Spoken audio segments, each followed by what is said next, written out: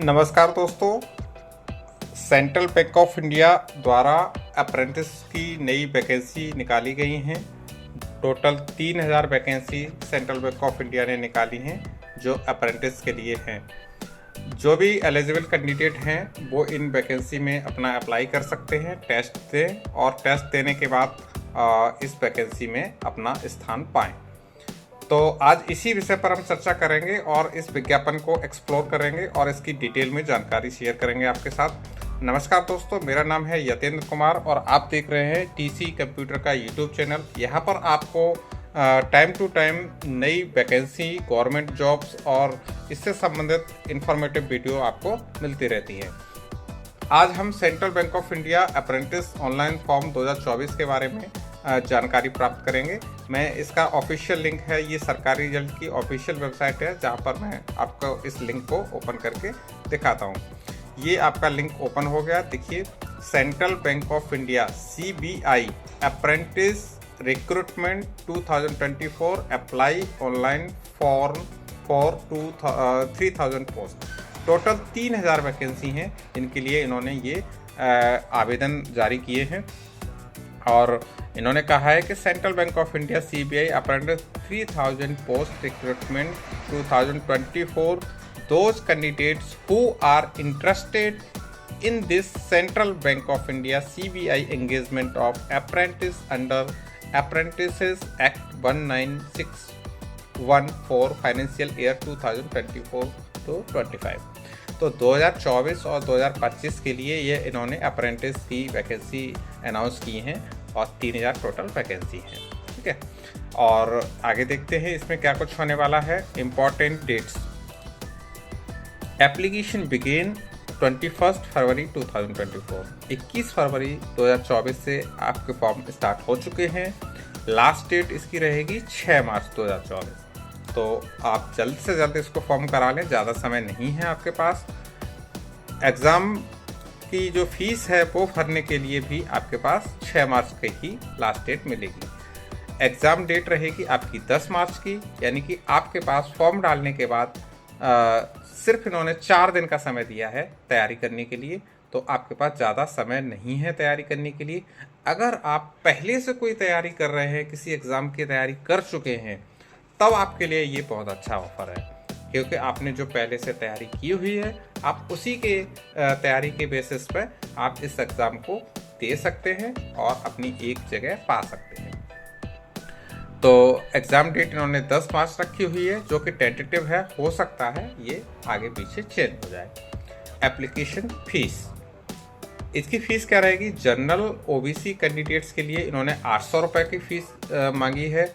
SC ST और EWS candidates के लिए 600 रुपये की फ़ीस रखी गई है।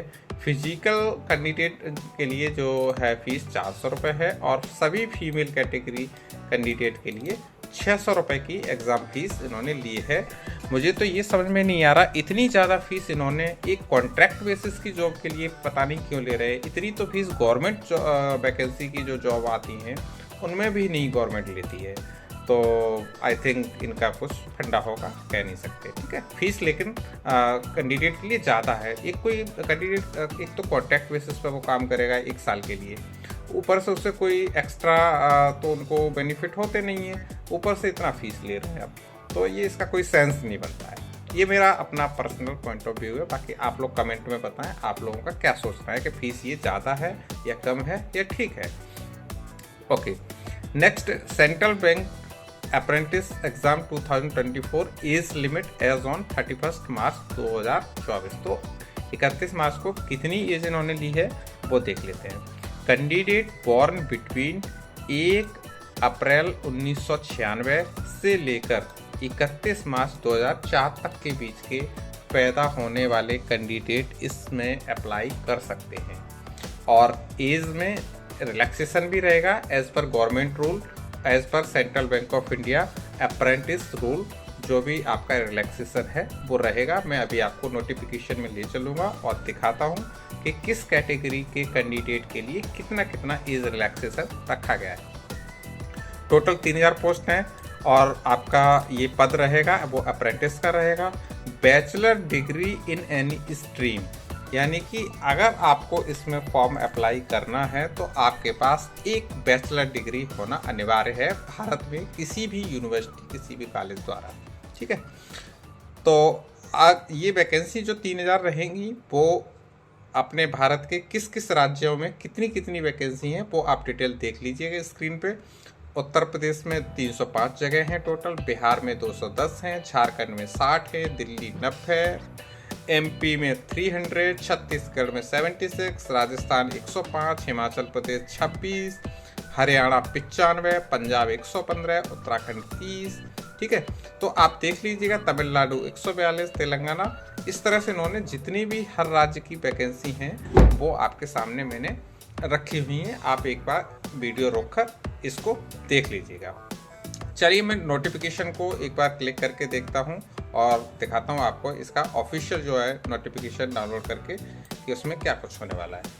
आपके सामने है ये नोटिफिकेशन, देख लीजिएगा और चलते हैं इसमें मेन पॉइंट क्या क्या है। वही ओपनिंग डेट आपकी 21 फरवरी है, लास्ट डेट 6 मार्च है और टेंटेटिव एग्ज़ाम की डेट 10 मार्च 2024 रखी गई है। ठीक है, टोटल वैकेंसी 3000 है। इसमें मेन पॉइंट मैं कवर करूँगा और कुछ चीज़ें मैंने आपको ऑलरेडी बता दी हैं तो वो मैं स्किप करता हूँ। एज रिलैक्सेशन, ठीक है, age relaxation OBC ST ST candidate के लिए 1/4/1996 से लेके 31 मार्च 2004 तक के कैंडिडेट इसमें अप्लाई कर सकते हैं।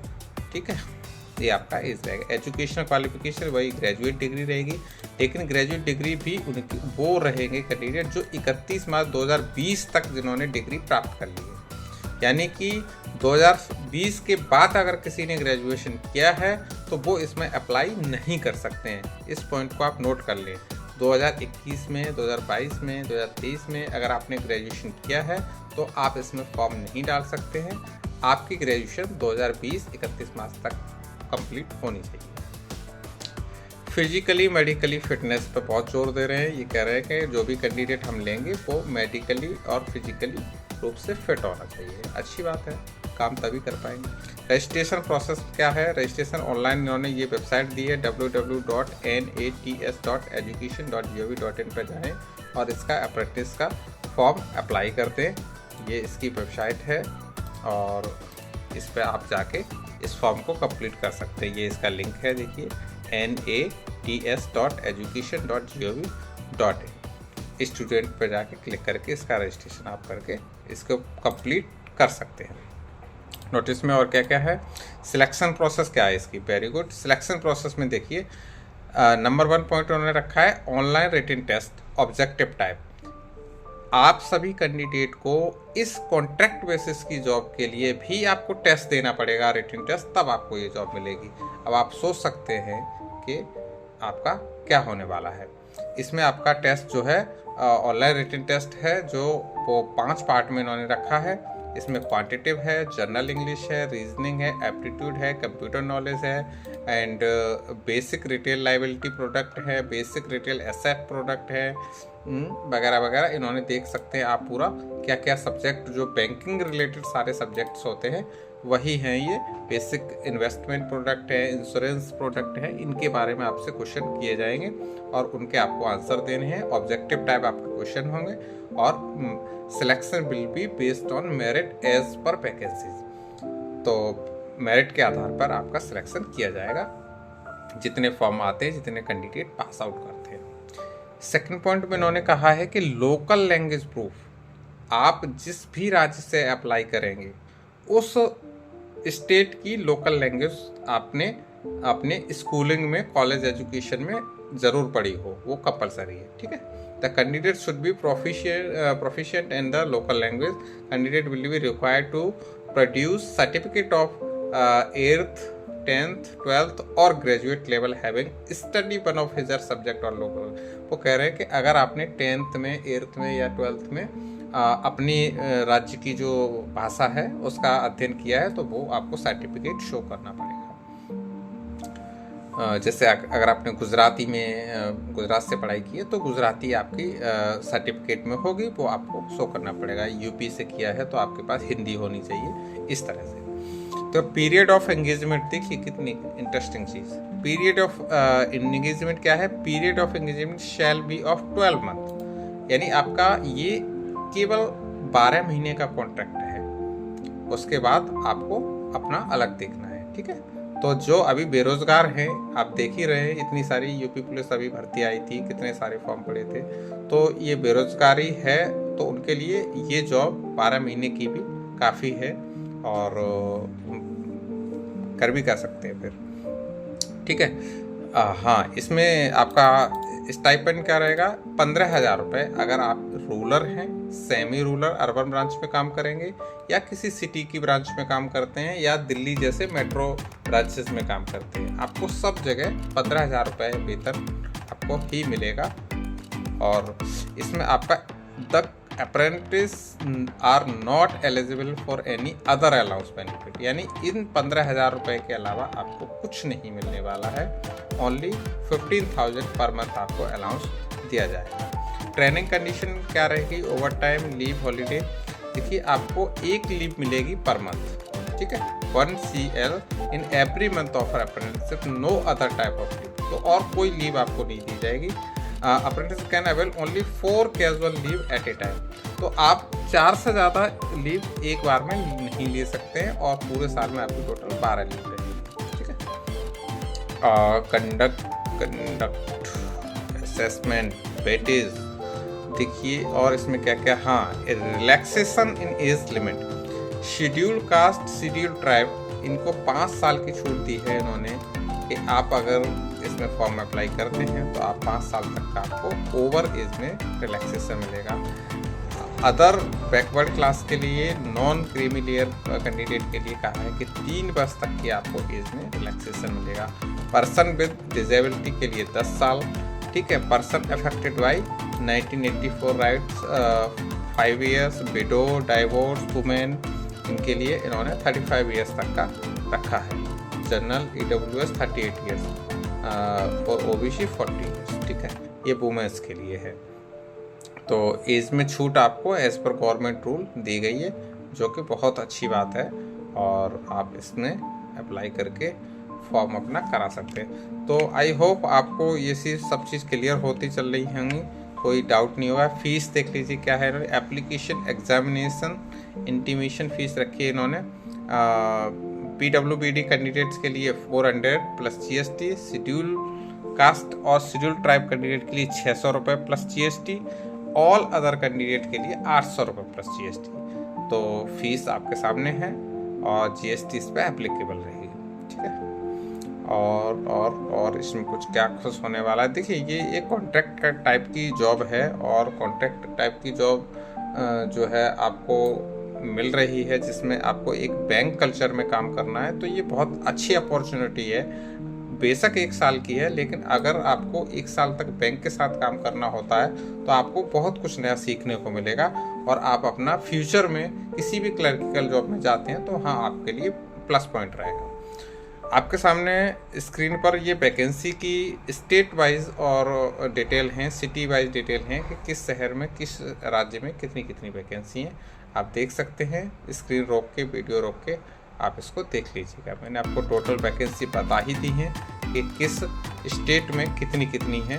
बाकी आप वीडियो रोक के अपने राज्य में, अपने शहर के बारे में जानकारी ले सकते हैं। इसमें कुछ फॉर्मेट्स दिए गए हैं, जैसे कि जाति का या डोमिसाइल का, या आपका जो भी फॉर्मेट रिक्वायर्ड होते हैं फॉर्म के लिए, वो उन्होंने रखे हैं। जैसे कि ये है form of certificate to be produce by other backward candidate, है ना।